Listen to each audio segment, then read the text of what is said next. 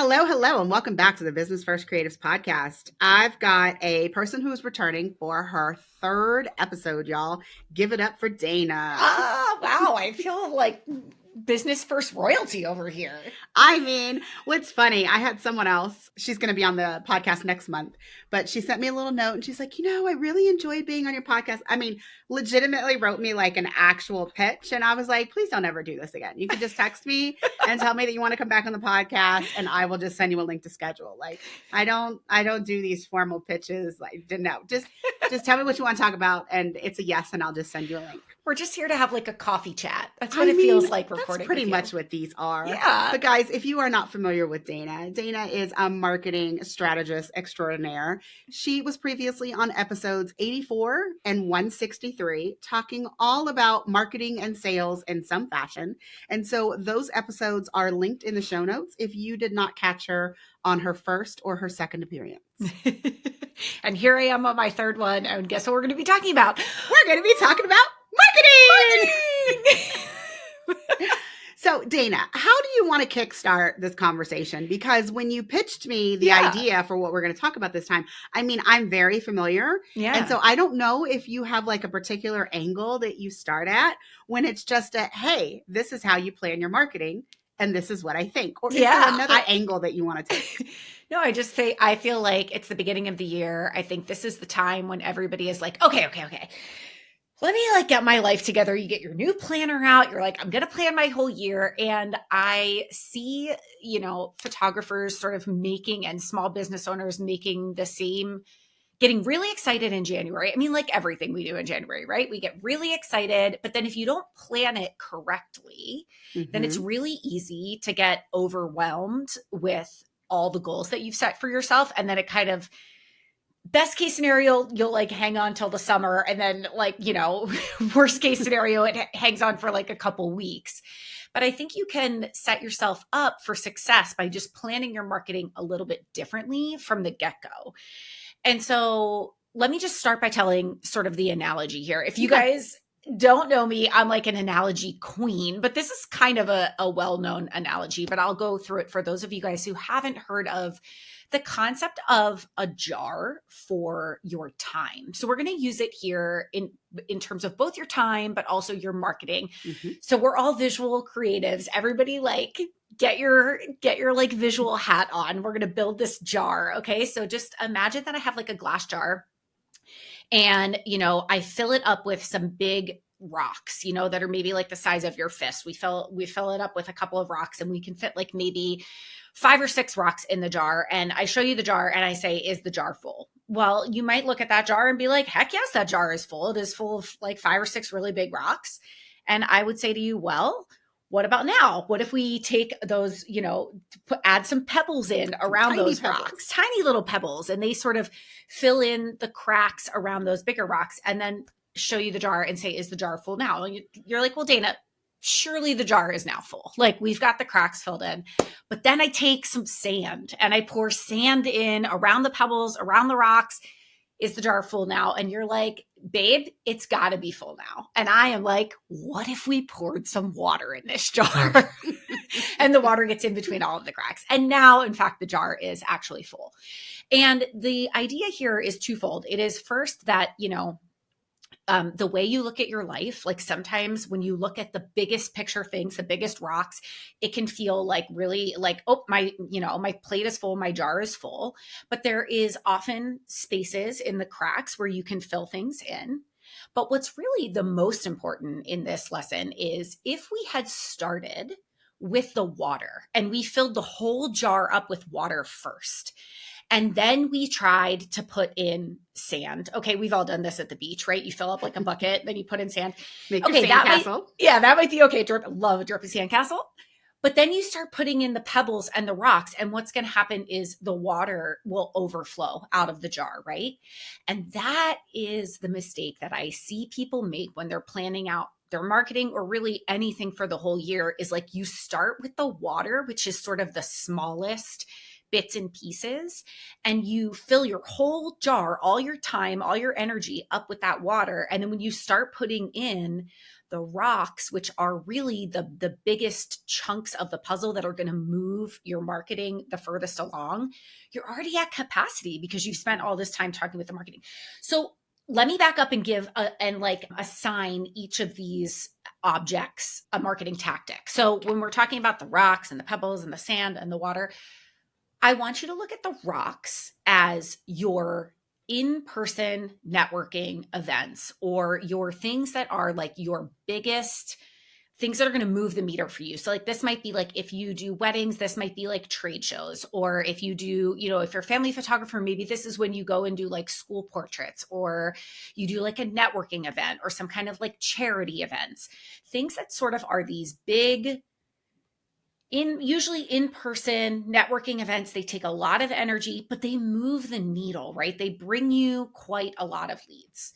They also take a lot of your energy, right? Okay, so then your pebbles are going to be some things that move the needle also quite a bit, and they stick around for a long time. So these are going to be things like blogging, podcasts, YouTube videos or vlogs, things that are going to like stay around. Maybe right in the beginning, it takes a little bit of time, but like you have a blog post out there that does really well. That the longevity of that is going to stick around, right? And it takes like maybe a medium amount of your energy. Then you have the sand, and your sand is your email marketing.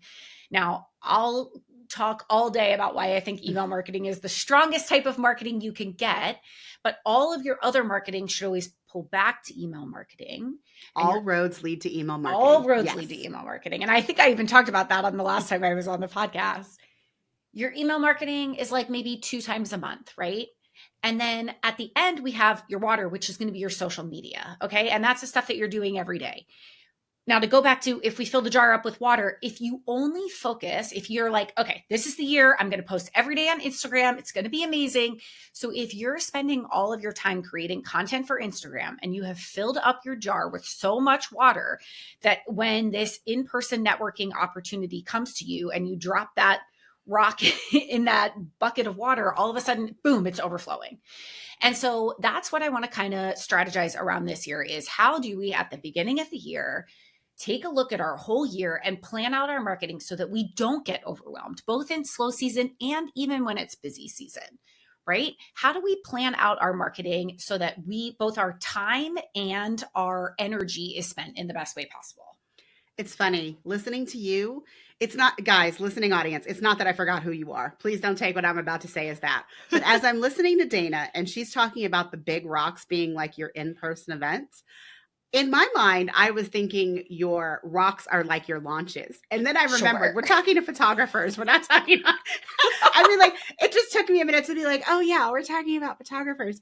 Because I feel like on the flip side, like when I would think about it, I would be like, okay, when I was still doing like a lot of photography, and I don't really do events, but when I would counsel and coach other people, I'd be like, those are your events. Sure. Like if you know that you're going to do like a Mother's Day event and you're going to do like fall mini sessions or whatever, like those are things that you plan. And those are kind of like your big things. And I always think about it like at the beginning of the school year, actually way before the beginning of the school year, when the district publishes our calendar that tells me when my kid will be in school and not in school, I sit down and I put these things on my calendar. And basically that is telling me what my capacity is going to be in some of those cases. So if the whole in-person marketing guys, if Dayna said that and you're like, yeah, I don't do that, don't worry. There's something else that you can use as the analogy for the big rocks, just something big that like takes up space on your calendar initially, and that you're building the other things around it. Great point, Coley. Like, I do think it could be any of these launches that you might do. It could even be the busy season. Like if you're, if you always in the fall do some kind of promotion around holiday, card photos, something along those lines, that can be one of your events. But like, yeah, it should be that sort of, I love that analogy of like, when the kids are off school, it's like this thing that is going to take up a chunk of your time and energy. Yeah, I love that. And it doesn't have to be in person. It could also be virtual. There's plenty of, online fundraisers but I want you to think about that as like a place where you kind of get the most of a lot of leads. Yeah. And if you're looking for more leads, those are some ideas for in-person events. Or I'm going to say in-person, but they could also be virtual, just like events where you can get the most bang for your buck. And like, yeah, I get it. They take a lot of energy and time. But again, that's why they're your rock, right? And that's why you certainly can't do A rock lot of activity them. after rock activity after Yes. rock activity, because you will be so exhausted. You won't have any energy to actually photograph people. Like in our business as photographers, you do have to do both. You have to run a business and you actually have to take pictures of people. So Absolutely. keep that in mind. You still need time for the client activities. Yeah, we need like another thing besides water that goes in the jar, because that's the actual like taking of the photos. Right? Mhm. Okay, so here we are. We're in January. Let's think about our year. Guys, I'm going to give you a download. If you're like a visual person who likes to write things down, or if you just have a planner, you can write out these 4, areas: your rocks, your pebbles, your sand, your water. Okay, what do you think for rocks? What do you think is a good number of these big rock marketing activities that people should do per year, Coley? So the funny thing is, I am going to say something small because I feel like we want to make sure that people do it and then they can 100%. grow as they go. Yeah. So how about one rock activity per quarter? Oh my gosh, you even say more than I was going to say. I was going to say you could pick 2 for the whole year. Oh, see, look at you. All right, 2 to 4, guys. But yeah, I think maybe the ideal would be getting to 1 a quarter. But if right now it feels really overwhelming to think of 4 big rock activities, like just think of 2. Like do 1 in the spring and 1 in the fall. And ideally, you want to plan these to be just before your busy season. So yeah, this is not something that you want to do in fall. Yeah, you don't want to do this in October. You want to be doing this in like August, like before your busy season happens, right? If you're in the Northern Hemisphere and you're, family photographer, that would be kind of your busy season. So yeah, I went through them before, but I want you guys under rocks, just brainstorm a couple of things these could be. These could be trade shows. These could be doing school portraits. So like if you do school portraits at the end of the year or in the, in the spring, or maybe you do them right at the beginning of the year, any kind of networking event that you might go to. And this doesn't necessarily have to be photography specific. I would give you permission to make a rock any networking event that you go to. Like if you go to any kind of thing that is like where you're going to meet other people in your area. Charity events and fundraisers are a really good one to put in this bucket. Like if you have a cause that is really important to you and there is, like an animal rescue in your area that you can get involved with, or, any kind of like, if your school does some kind of fundraiser and you're going to do some kind of silent auction bid, that would go in this category. I mean, it's funny that you mentioned that. Listening audience, inside of your show notes, if you want to look, I actually interviewed Rebecca Honeycutt about how she uses silent auctions and free services to get her other like services out there. So that was episode 142. If you're like, well, that sounds intriguing, but I've never done it. That particular episode goes into some of like the nitty gritty of how she actually does it in her business. Amazing. She's a genius at that. So that's a perfect resource there. So there you go. There's your episode 142. 142 for your rocks. Okay.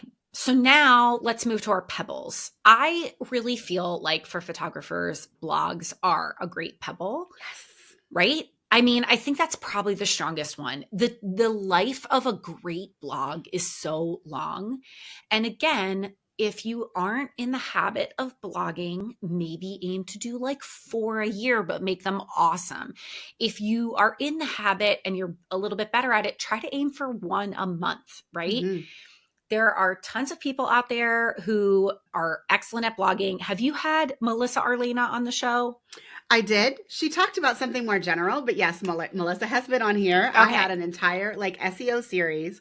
And the thing that I want to say about blogging is I more recently was chatting with Jessie of Inkpot Creative. She's actually a website designer, but she specifically came back for her second appearance to talk about how photographers can write blog posts that go beyond your client sessions. There is nothing wrong with like showcasing one of your client sessions, but it's the words that go with it that are going to get you found on Google. So like using your images to answer a question. Yes. Like here in the Denver Boulder area, like where are my favorite 5 places to go and have a family session outdoors, which we all know I don't do that, but that would make a great blog post for one of you other people. But I mean, doing that and then using images from your sessions are what it's going to take in order to get those blogging activities done versus, oh, here's my client. this is their beautiful family, blah, blah, blah, and then just ending it. Remember, your goal of a blog post should always be to be found on Google. And so, what are people searching for? And what answer can you give them along with your beautiful images? So I'm going to tag right onto that. Sit right now down, and underneath your Pebbles, I want you to brainstorm your top 6 to 12 most commonly asked questions by your clients, or things that like bug you that your clients like ask you all the time. Like if it really annoys you when people are like, but what do I wear? Great, make it a blog post, babe. Then you can just send them that link, right?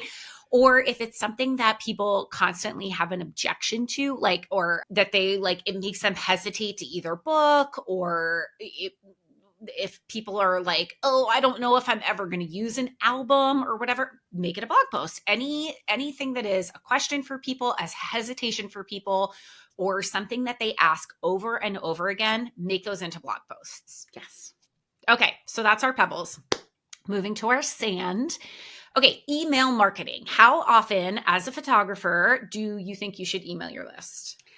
I mean, I know how many times I think people should be emailing in general, but as a photographer, I would say one time a month is good. I agree. Like, and I would say a month is perfect. 2 times a month is perfect. 1 time a month is great. The mistake I see people make here most frequently is they only email when they're selling. I mean, which brings us back to episode 84, where we talked about asking for the sale. This is not the time where you ask for the sale every single time. And I mean, that is definitely what I see a lot of. And I'm like, your email marketing is not only to like sell your services, but it's also just to remind people who you are and to connect with them on a human level. So like for myself, for example, if I was ever writing a newsletter to photography clients, which I've actually never done. So this is more like a do as I say, not as I do. But I would love to write an email that's like all about my Disney trip. Yeah. Or what my favorite crock pot meals are. I mean, these are things that parents would find very helpful. And it doesn't mean that I'm sending them an email every single month, like buy my thing, buy my thing, buy my thing. Sometimes all it takes is you popping up in their inbox and them seeing your name to remember that they need a photography session. Couldn't agree more. And if you guys are thinking, wow, this sounds like there's a little bit of overlap with blogs here. Like I want to share my best recipes. There absolutely is. And there is certainly a strategy to be had in brainstorming out those blog sessions. And then, if you're going to post a blog, make that into an email or two. But yeah, it's really important to make sure that you're emailing your list about things that are just them getting to know you behind the scenes. What's super cool about email marketing is it is a permission-based marketing. People have said, yep, add me to your email list in a way that is different than them finding you on social media, or even in an in-person event, or stumbling across your blog in the internet. It's like you guys have shaken hands and made an agreement. They were like, yes, I want to hear from you. That is really special and cool about email marketing. So you can get a little more personal in there. And to Coley's point, like you shouldn't be selling all the time. Sometimes all it takes is them seeing your name as a reminder. And you can even just put a little PS. I love using the PS space. PS, if you need to book your blah, blah, blah, like here's the link. Or PS, don't forget my Mother's Day minis are coming up. But the whole email before that should be about something else, right? Yes. Just something personal, something, Okay, so that's our sand. 1 time a month or 2 times a month would be perfect, in my opinion. And then let's get down to social media. Okay, I feel like this is the one that overwhelms everybody. I mean, I have a love-hate relationship with Instagram. I actually went like 2 solid months at the end of the year without posting a single thing on Instagram. How'd it feel? It was fabulous. It was fabulous. Yeah, feels good, right? I think we all have a love-hate relationship, and it's because it's really hard to put your effort into something that you have such small control over how it gets out into the world. Like that is so frustrating. If I make a bomb reel and it gets like 20 views, I'm like, like who, that it's just hard to keep banging your head against that wall over and over again. Without making this a whole episode about social media, just, try to switch your mindset in social media this month about really thinking about it like the water that fills in all the cracks everywhere else. And I also like to really think about social media as, I don't know why I use this analogy. I am not a fisher lady, but this is just what comes to my mind is like, social media is like you're fishing, right? And you're like, that's how you like pull people into your little pond of life, right? And when they come to your your email list, now they're in your pond and you have like a lot more control over, whether they see your name in their inbox or not. So just try to think about social media as a way to do networking events that is just online. Like you're just getting your name out there. You're just pushing it out there. And I want to really encourage everybody, please just reuse your content over and over again. Like you don't need to reinvent the wheel every single time that you post on social. Like I think that really stresses people out. If you have a post that really hits for people, again, go back to those blog questions. Those are the things you should be making social media posts and reels about, is like questions that people have, because Instagram is also SEO based. So it is looking for, when people have questions, it is pulling in what you're making. So if you're like, what to wear to your photography session in Boulder, Colorado, that is going, and somebody is looking for, and they're like, I'm in Boulder, and they're like, what to wear to my that's going to bring up your reel, So just think about it like that. They're like mini blogs, little mini things. And if you have one that hits, just remake it or literally repost it like over and over again, because that is, it will get out there. And if you look at the most successful influencers and like people they do that, they reuse their content over and over and over in different and creative ways. The funny thing is, I've never actually thought about this for photographers, because you and I, we both worlds, photographers, and then just like business, small business owners. Yeah. Yes. I've never really thought about this, but one of the things that I have focused on really hard in the last year, and I just did I sat down and wrote 12 emails, but evergreen emails is where I have really pushed myself to go with my marketing, in 2024 and then going forward. And it's this concept that no matter when someone joins your email list, they get a certain set of emails. Mm-hmm.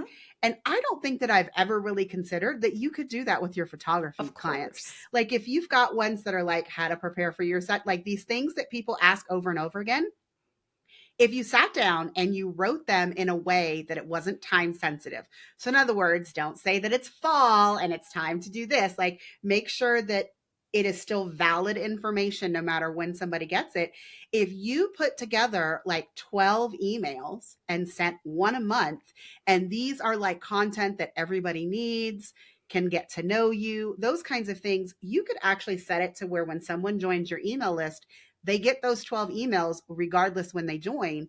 And then you could be doing like one live email. Love that. Every month that is more time sensitive, that is talking about what you are currently doing inside of your business, that is like real time. I'm selling mini sessions. If you're interested in one, do it now. Now, there is also like a secret sauce way in order to get, and if you guys are on either my email list or, to be frank, that this can't be that hard list, we have, they're called snippets in Kit. Mm-hmm. It probably has a different word in Flowdesk, but there's a thing that you can put at the bottom to where those little bits of information that are kind of more time sensitive can go out to people who are getting an evergreen email from you. And then they're still getting like something that's relative right now, mm-hmm. but won't be outdated for the next person that gets that email. So I encourage everyone, like, just like they tell you to sit down and plan your blog post, if you sit down and think of like 12 really good emails, you could put that on an evergreen sequence. I mean, I've just literally never thought about that, Dayna. Yeah. And like, I think if you brainstorm out those 12 blog posts, make them into those 12 emails. I love mm-hmm. that idea. If 12 drive traffic emails to your website. Yeah. And then like make those into Instagram posts, like on and on. I think if 12 feels really overwhelming, or if you're like, I can't think of 12 things, you can also do that. What we're really talking about here is like you could also call this a nurture sequence. When somebody mm-hmm. joins your list for the first time, they could get like an email every week from you, just so that, it's like, here's the top things that people ask me. Here's the here's what you need to know about, and so on. So you could write like 4 emails that everybody gets as soon as they join your list. Yeah. That's another thing you could do as well. And these are, like you said, things that once you build them. And so if it is your slow season right now and you're listening to this is a great time to lean into building things like what Coley said, that are evergreen, that are going to work for you right now in January. And they're also going to work for you in October when you are in the middle of your busiest season. Absolutely. So, yeah. Well, I am going to give you guys a link. Let's put it at thiscan'tbethathard.com/marketing jar. And it's a worksheet that you can download, and that's where you can brainstorm. And I'll have like a couple of prompts in there for you that'll help you come up with these rocks that you can come up with, these, your pebbles, your sand, and you can write those out for the year. But really, guys, I really would encourage you to sit down and do this for the year and see how it changes not only your mental approach to marketing, but your results. So I want you to like make a note to check in this time next year and be like, did that feel good? Did that work for me? Yes. And we're all about resources here, guys. So I'm going to recap something for you. So we talked about your rocks. Your rocks can be those in-person events. They can also be things like charity work. I've already given you one previous podcast episode to go listen to. It's 142 with Rebecca Honeycutt. Mm-hmm. In terms of figuring out what you could do for blog posts, and this is specifically as photographers. Jesse Andrew was on here. It was episode 183. I'm going to link that in the show notes as well. But then I'm going to give you guys a pitch for Dayna and Anami of This Can't Be That Hard. Because if you are looking for help specifically for your pebbles and your sand and your water, yeah, they have the Consistency Club. And we are going to have a link in the show notes to where if you want to give it a try, you can get your first month for $1. Yeah. And so if you haven't heard of the Consistency Club, basically it is monthly marketing magic for photographers. And we send out 2 email templates and 6 to 8 social media ideas for each month. So the idea being you can focus on your rocks and your pebbles, and we're going to do about 85% of the work of your emails and your social media for you. We really just make them. Remember Mad Libs? Remember Yes. You just fill in? Yeah, that's how we try to make the template so that you can just copy those over, put your voice in it, and it just takes your, that blinking cursor syndrome where you're like sitting at the computer like, what do I say? We're going to tell you exactly what to say. Now I'm going to tell you exactly what to post on social media, and I'm going to find the trending audios for you and tell you all the things. It just really saves your butt a ton of time. So yeah, that is what that was born out of. And yes, we'll give you guys your first month for $1. And I've got a question for you. This is like totally what's kind of related, but not. I talked about it recently, but one of the things that I got out of 2024, and it has definitely continued into 2025, guys, I am a member of a different email marketing program. And it's not that I don't love Consistency Club, but it's really for photographers. Mm-hmm. And I don't email photography clients like that. So, but what I have been doing with my email templates is I take them and I feed them into ChatGPT. Yeah. And I say, please treat this as a Mad Libs email template. Love that. Please ask me one by one, whatever question you need to ask me in order to customize this for my business. And then sometimes I'll be like, and as a reminder, like, this is my sales page for the CRM blueprint. This is my sales page for, workflow setup. Like, I will give it specific things if I think that it needs it. But guys, ChatGPT can really take what they're giving you in templates and really help you turn it out in like 60 seconds. Yeah. And I mean, I think you probably already know this, but if you keep it all in the same chat, it will remember all of There's projects now. Yeah. Projects? Oh God, projects. Oh, I love it. Yeah. You can really train your bot to know everything it needs to know about your business. And then, it can turn that template out for you in you could have an email out in like 5 minutes, like truly just like top to bottom. And that includes the time of scheduling, guys. She's talking about letting ChatGPT give you the email. Boom. You tell it what's wrong. Because I think for fun, at one point, I should write an email that's like, this is how I talk to my ChatGPT. Yeah. Like, does that sound like me? No. Let's try that again. Sometimes I'm like, that was terrible. Please do it again. And they're like, I'm so sorry. Oh my gosh, when I was building it, because I built an AI, I built custom GPTs now for my workflow template product. Of course. And I got it going it was the best thing that I created in 2024, honestly.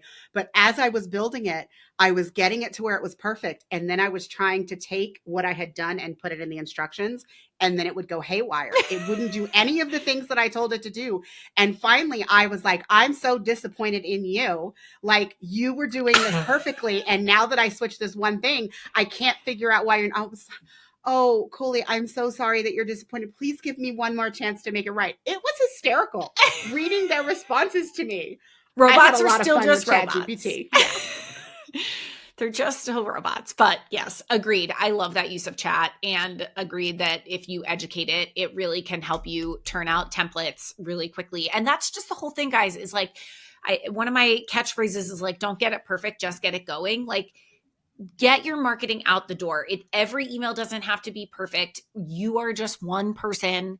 People like to know that you are just a person. On the flip side of that, do make sure that you're not just saying, write me an email for this month to chat, and then copy pasting what they say, because that will sound terrible. There's no copy. No. Yeah. Not, I mean, the amount of, and I mean, granted, I don't, it's like I just go back a couple times. I mean, and sometimes, guys, the only thing that I ask it is, do you really think that sounds like me? How about we try again? And then it spits something out that, mentions Disney or automation or like something that it didn't do before. And I was like, that's much better. That is Thank way you better. very much. But guys, I want you to think about this conversation in its entirety. And remember, we talked about the rocks, the pebbles, the sand, and the water. And so we have that worksheet linked for you inside the show notes. I would really encourage you to print it out and write on it, or just to write down your own notes.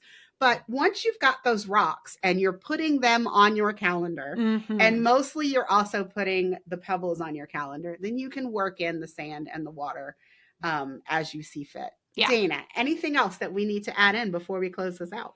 No, I would just say, if you guys have questions, you can find me on Instagram. I'm over at this can't be that hard Instagram. So you can DM me over there and ask me questions. And thanks for having me back. I love being on your show. You're so easy to talk to. Well, thank you for coming, Dayna. Everyone, I hope that this episode in particular, in addition to all of the other ones that we've had in January, have given you some good inspiration in terms of your finances, the metrics that you need to track, how to be more productive and set your goals, and now how to go forward and market like a pro. Now, next week's episode is all about me telling you guys specifically what I am doing in my business for 2025. And so I'm going to take all of the little tidbits that we got from the previous 4 guests, and I'm going to tell you guys what I'm doing. So if you're interested in that, I know, make sure that you come back. Well, that's it for this episode. See you next time.